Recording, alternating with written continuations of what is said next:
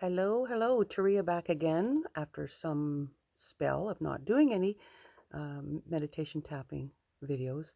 I have another one here, and this one I'm labeling "Why Can't I Quit Sugar?" Aha, could be a problem with many of us, right? So is sugar an issue for you? Now, I'm not just talking about that sugar that we put in our coffee. It goes way beyond that. I'm talking about all the sugar that's contained in all our foods because it's in everything. It's in so many of our foods. Everything from energy drinks. No, it's not just about candy and candy bars. It's in our dairy. It's in tomato sauces. It's in energy bars. It's like even your juices, what they call your natural juices. Always check the sugar content of that. So, and it goes by many different names, okay? There's fructose. It's not just sugar. There's fructose. There's agave syrup. There's corn syrup. There's palm sugar. There's cane sugar. There's, whatever name it goes by, it's all pretty much poison to these precious divine bodies of ours.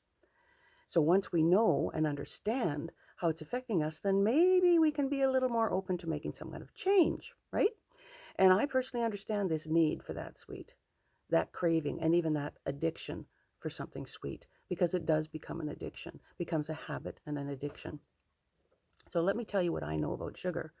Um, I'm no professional here, but what I do know about sugar and how it is not very good, how it affects our physical bodies, our mental bodies, our emotional bodies, our spiritual bodies, all of it, right? Right from the brain. So the brain sees sugar as a reward. You feed it and it wants more. It wants more. It creates that dopamine, that feel good chemical that we love so much. So we crave the more we want, the more we get, the more we want, the more we get, da da da. Not a good thing. Starts to affect the mood. You get that sugar high, that sugar rush. Feels good midday when you're having your little slump. You need something to pick you up.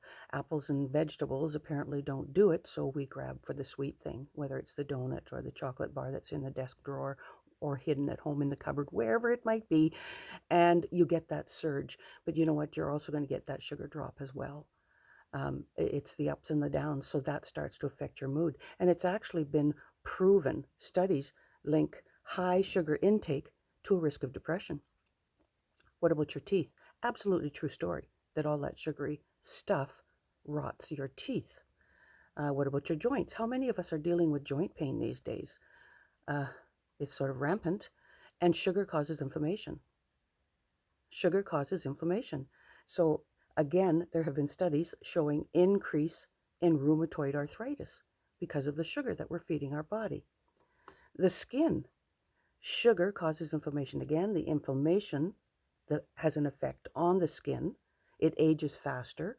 It destroys and damages the collagen and the elastin in the skin, which is what we need for youthful skin, right? And the liver.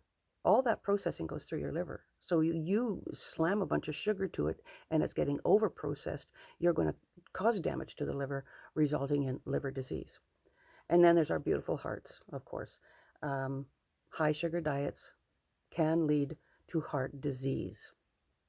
So we're going to do a bit of meditation tapping here, more of a guided visualization that I walk you through. We're going to look at what your sweet is, your chosen sweet is, some feelings about that, and then maybe the possibility of releasing that need for it, or at least releasing the thinking process, changing the thinking process to the what ifs, and maybe I could give this a little shot. I ask you to take responsibility for your personal health and wellness as we move through this little process from guided visualization. I will then introduce the tapping. I will guide you to the acupressure points. And again, as always, you can actually move your arms, your hands, and tap on the points as I direct you to them, or you can imagine doing it. Brain does not know the difference between imagined and actually doing it. However, I love the personal tapping. I like the feel of it on my skin. You can tap, you can hold it, you can rub it, up to you. We're only going to use center of the forehead, side of the eye, under the eye, open hand on the collarbone area, and then the top of the head. I'll direct you all through it as you keep your eyes closed, okay? So we're going to start with your eyes closed, please. And breathe in. And breathe out. And sitting comfortably. Feel the seat beneath you. Feel your feet on the floor. Breathe in. Breathe out. Relax your shoulders. Relax the muscles in your face. Breathe in and breathe out. Now for a few moments, I'm going to ask you to bring into your awareness that love of the sweet thing. You know the one. You likely have a favorite go-to. Could be cookies, could be candies, could be donuts, could be jam, could be soda pop, whatever that sweet thing is. Bring it front and center into your mind's eye. Now be aware of what you're feeling. What's going on inside your mouth? What are you thinking about? Or are you thinking?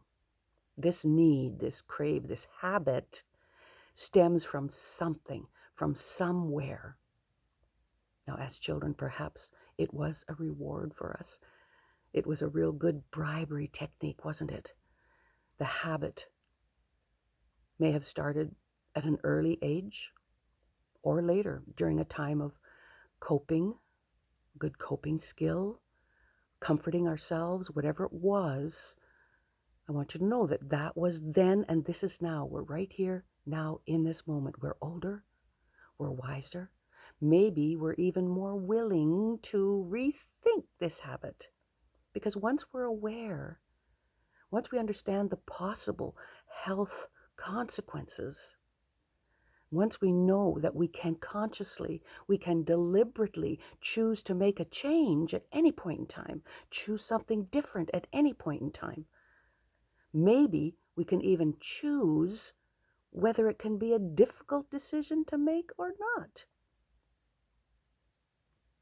Now, this is where I bring in the tapping, eyes still closed.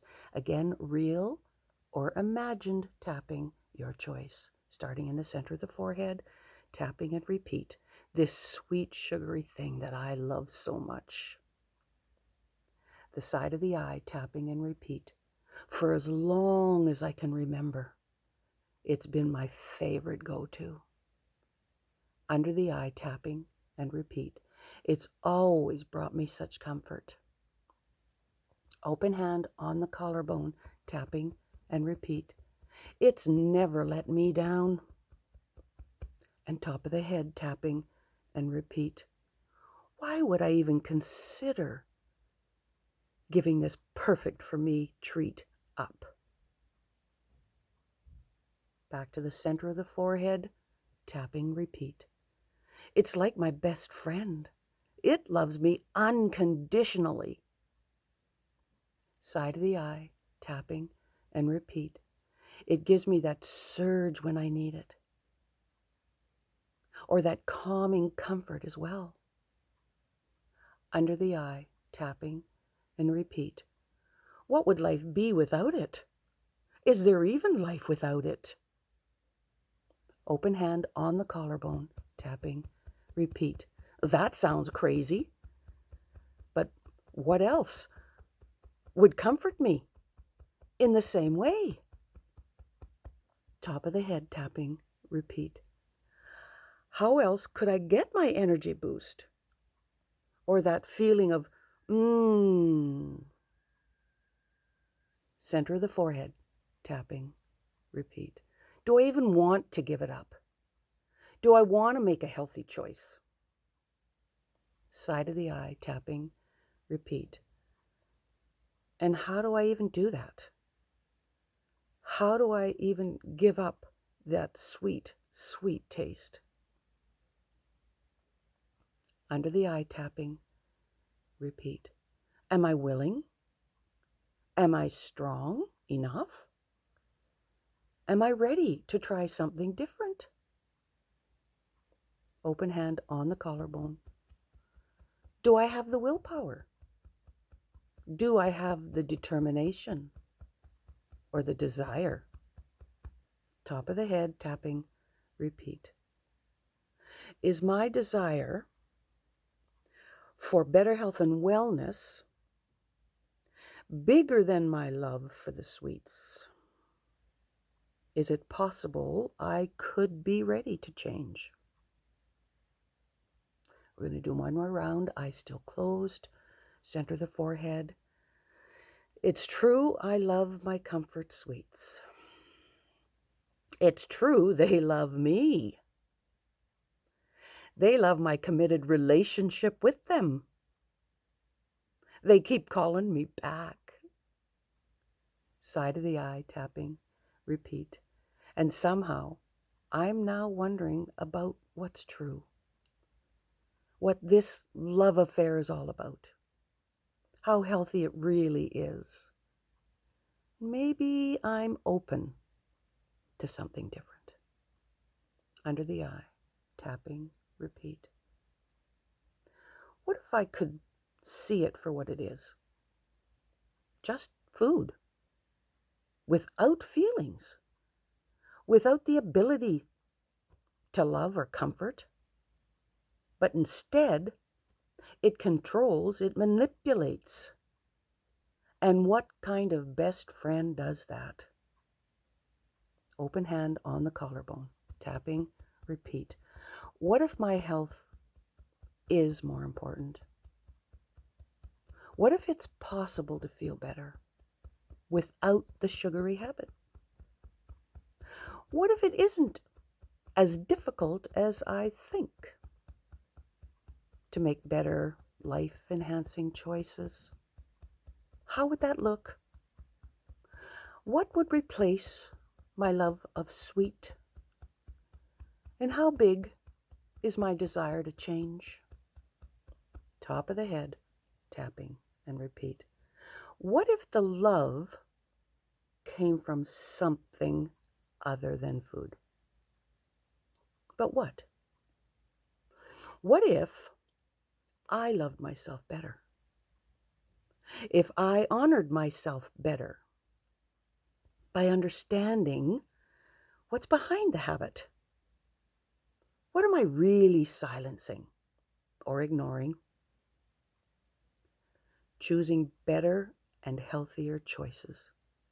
Listening to my body. Just one baby step at a time. Give it my best shot. With compassion, with acceptance, and with love. What if? Stop tapping. Breathe in. Breathe out.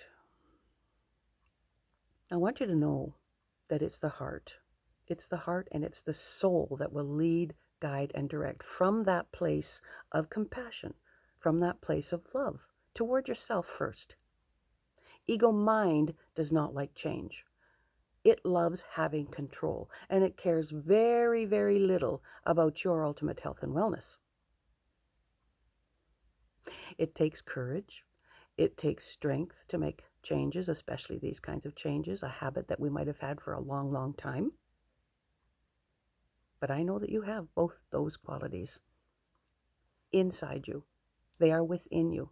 They're natural. And who knows where those first baby steps might take you. But I certainly encourage you to try, and I wish you great success.